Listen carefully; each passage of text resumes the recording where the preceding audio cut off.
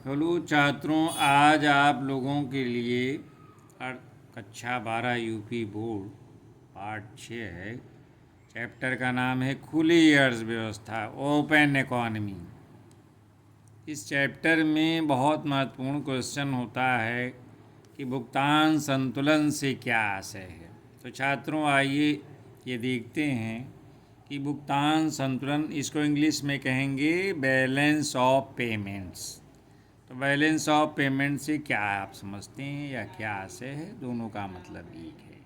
इसका उत्तर किसी देश का भुगतान संतुलन, यानी इंग्लिश में कहेंगे भुगतान संतुलन को बैलेंस ऑफ पेमेंट, उसके संपूर्ण विदेशी लेन देन का एक विवरण होता है। क्या होता है? जैसे भारत है, देश मतलब मान लीजिए इंडिया है, इसका संपूर्ण जो है विश्व से जो जितने देश हैं जिनसे हमारा व्यापार होता है, लेन देन होता है, तो उसका एक डॉक्यूमेंट होता है, विवरण होता है। इसका मतलब फिर से देखते हैं, किसी देश का भुगतान संतुलन उसके संपूर्ण विदेशी लेन देन। विदेशी लेन देन क्या है? जैसे एक देश दूसरे देश से सामान को मंगाता है और सामान को बेचता है, तो आप जानते हैं जो सामान बेचते हैं उसको एक्सपोर्ट करना कहते हैं, और जो सामान हम विदेशों से मंगाते हैं उसको इंपोर्ट करना कहते हैं। तो इसको जो है, जो लेन देन होता है पैसे में, डॉलर में देना पड़ता है सामान लेने के लिए, या हमको जो है सामान मंगाते हैं तो पैसा देना पड़ता है, सामान बेचते हैं तो पैसा मिलता है। तो उसका एक विवरण होता है, डॉक्यूमेंट। तो इनके बाईं ओर जो है, जब भुगतान संतुलन का हम चार्ट बनाते हैं तो बाईं तरफ लेफ्ट हैंड साइड में लेनदारियाँ होती हैं, यानी हमको विश्व से क्या प्राप्त करना है, उसको क्रेडिट्स कहते हैं। और जो दाईं ओर सभी देनदारियाँ, यानी हमको जो देना है वो सब प्रदर्शित किया जाता है। और लेनदारियाँ और देनदारियाँ यानी इन दोनों राशियों का जो डिफरेंस होता है, अंतर, उसी से भुगतान संतुलन का स्वरूप क्लियर हो जाता है। नेक्स्ट छात्रों, इसमें भुगतान संतुलन में दो तरह के खाते होते हैं, एक चालू खाता करंट अकाउंट और दूसरा होता है कैपिटल अकाउंट। तो पहले देखते हैं कि भुगतान संतुलन की पूंजी खाते के क्या कंपोनेंट्स हैं, यानी पूंजी खाते में क्या क्या बातें आती हैं। उत्तर है छात्रों, भुगतान संतुलन का पूंजी खाता यानी कैपिटल अकाउंट देश के निवासियों का, मान लीजिए भारत ही है, और शेष विश्व, भारत के अलावा जितने विदेशी देश हैं जिनसे हमारा वो है, और हम लोग बिजनेस करते हैं, सामान मंगाते हैं, सामान बेचते हैं। तो भुगतान संतुलन का जो पूंजी खाता है वो देश के निवासियों का शेष विश्व के बीच हुए उन सभी सौदों का, सौदे आप समझते हैं, जो सामान खरीदा बेचा जाता है, जो भी मिलता है, जो भी देते हैं, उसका एक रिकॉर्ड रखता है। यानी पूंजी खाता क्या कर रखता है कि देश के निवासियों का और शेष विश्व के बीच हुए सभी सौदों का रिकॉर्ड रखता है। अब इसके अंतर्गत पूंजी खाते के क्या आता है, जैसे भारत सरकार है तो विदेशों को उधार जो हम देते हैं या विदेशों से हमको जो उधार मिलता है, ये पूंजी खाते का घटक है। विदेशों में और जो हम निवेश करते हैं या जो विदेशी आके हमारे यहाँ इन्वेस्टमेंट करते हैं। तीसरा है विदेशी विनिमय कोष में परिवर्तन। तो ये तीनों बातें जो हैं ये पूंजी खाते के घटक हैं, यानी यही तत्व हैं तीन।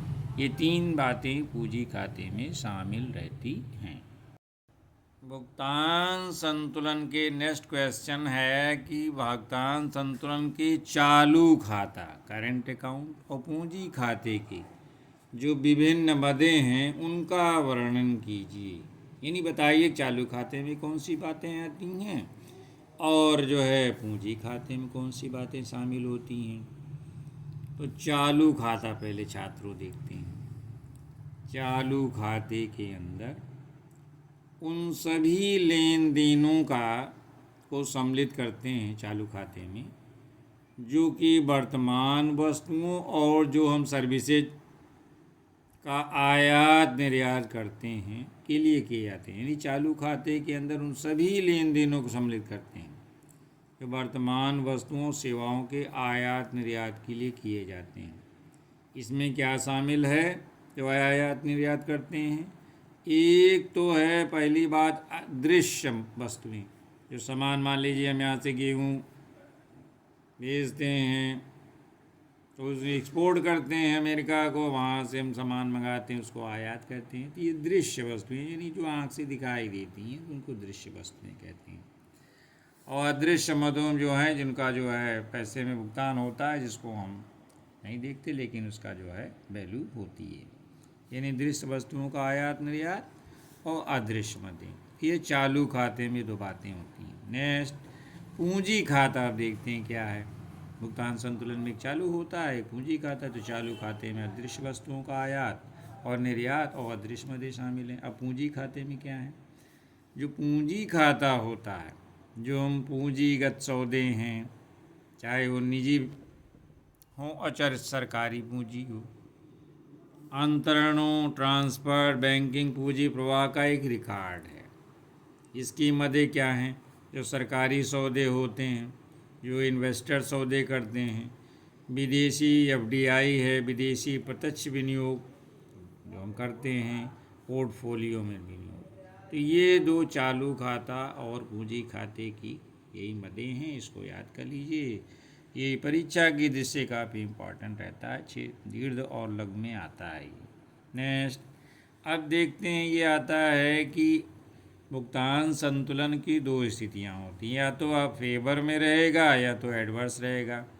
अनुकूल मतलब है भुगतान संतुलन जो है आपके पक्ष में झुका हुआ है, प्रतिकूल मतलब है कि आपको विदेशों को भुगतान करना है। तो उत्तर किसी देश का जो व्यापार संतुलन है, बैलेंस ऑफ ट्रेड इंग्लिश में कहते हैं व्यापार संतुलन को, किसी देश का व्यापार संतुलन उस देश के आयात और निर्यात का अंतर बतलाता है। यानी व्यापार संतुलन में कितना हमने विदेशियों को से आयात किया, सामान मंगाया, और कितना सामान इंडिया से बाहर गया। तो इन दोनों का जो अंतर होता है उसी को व्यापार संतुलन कहते हैं। और जब निर्यात जो है हम यहाँ से मान लीजिए भारत जो भी चीज़ें विदेशों को बेचता है, आप जानते होंगे क्या क्या चीज़ें एक्सपोर्ट इंडिया करता है। तो जो भारत से विदेशों में निर्यात होती हैं वो आयात से अधिक होता है मान लीजिए। यानी जो हम विदेशों से मंगाते हैं उसकी जो कीमत है, मान लीजिए 100 रुपये का सामान विदेशों की हम आयात करते हैं एक्सपोर्ट, और हम 200 रुपये का सामान विदेशों में बेचते हैं, तो हमको जो ये व्यापार संतुलन होता है, यानी हम ज़्यादा कमा रहे हैं, हमको देना कम है, तो ये व्यापार संतुलन में होता है। और अगर आयात यानी जो हम पैसा मंगा रहे हैं, जो सामान मंगा रहे हैं, और जो हमारी कमाई है निर्यात के द्वारा जो बेच के पा रहे हैं, तो आयात पे अगर हमको ज़्यादा पैसा खर्चा करना पड़ रहा है और हमारी कमाई निर्यात यानी सामान जो हम विदेशों को बेचते हैं उससे कम पैसा आ रहा है, तो उसको कहते हैं व्यापार संतुलन प्रतिकूल है हमारे, यानी व्यापार संतुलन प्रतिकूल होता है। नेक्स्ट इम्पॉर्टेंट क्वेश्चन है छात्रों 6 नंबर में आता है, दीर्घ उत्तरी में आता है कि व्यापार संतुलन और भुगतान संतुलन में अंतर स्पष्ट कीजिए। इंग्लिश व्यापार संतुलन को इंग्लिश में कहेंगे बैलेंस ऑफ ट्रेड, और भुगतान संतुलन को क्या कहेंगे? Balance of payments. देखते हैं क्या अंतर है दोनों में। भुगतान संतुलन एक तो भुगतान शेष भी कहते हैं।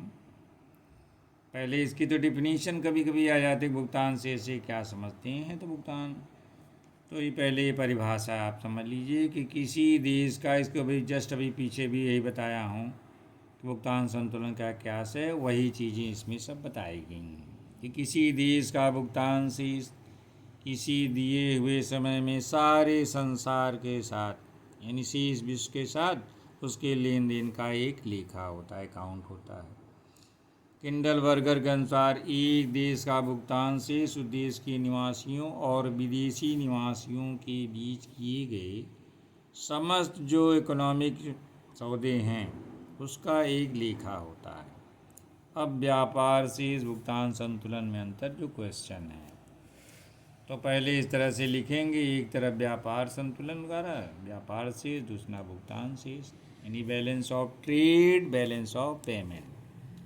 व्यापार शेष में क्या होता है, इसमें केवल दृश्य यानी जो सामान दिखाई देता है, हम जो आयात करते हैं और जो हम विदेशियों को भेजते हैं, इस वाले अकाउंट में व्यापार शेष में ये चीज़ देखा जाता है कि दृश्य आयातों निर्यातों की गणना की जाती है। और आयात भुगतान शेष में आयातों निर्यातों, दृश्य और अदृश्य, इसमें विजिबल और इनविजिबल, जो दिखाई देता है जो नहीं दिखाई देता, यानी इसमें दोनों मदें जो है रहती हैं।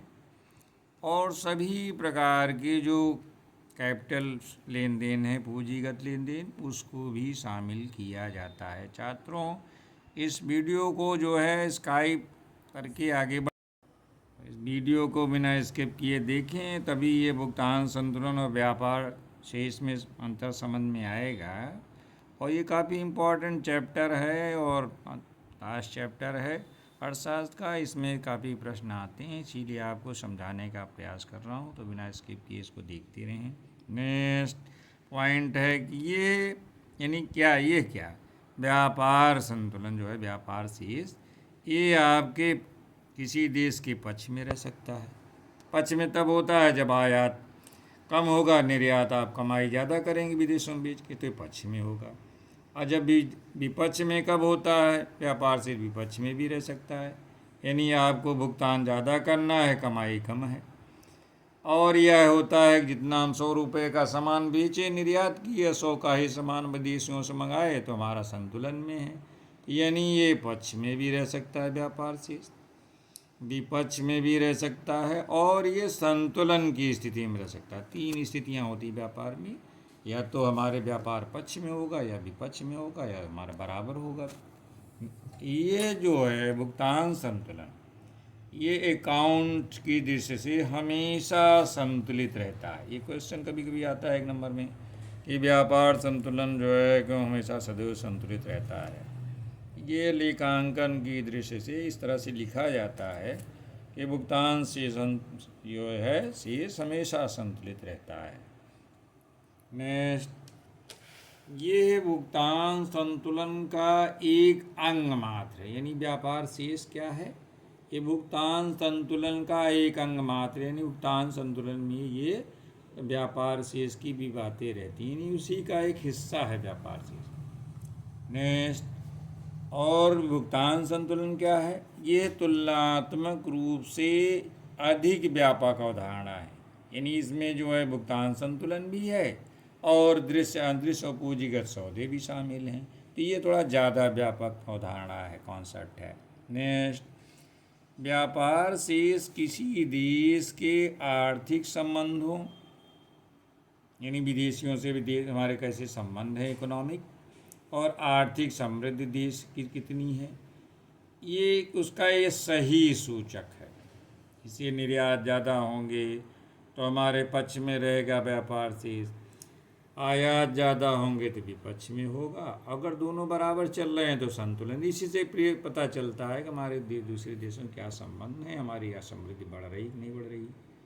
और ये भुगतान संतुलन, ये जो है ये एक देश का शेष विशेष है, ये जितने साथ सभी सौदों का मात्रात्मक रूप से संक्षिप्त विवरण है।